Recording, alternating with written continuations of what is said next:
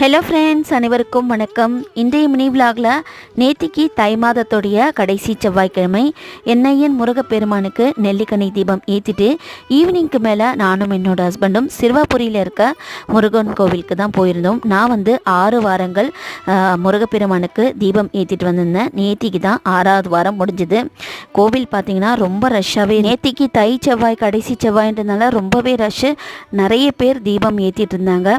நாங்களும் நல்லபடியாக தீபம் ஏற்றி முடிச்சுட்டு 6 வாரத்தை நல்லபடியாக முடிச்சிட்டோம். அது மட்டும் இல்லாமல் என்னோட கணவர் திருப்பதி பாத யாத்திரை மாலை போட்டிருக்காருன்னு நான் சொல்லியிருந்தேன் ஆல்ரெடி வீடியோவில். அவரோட பயணம் இன்னும் 2 டேஸில் தொடங்குது.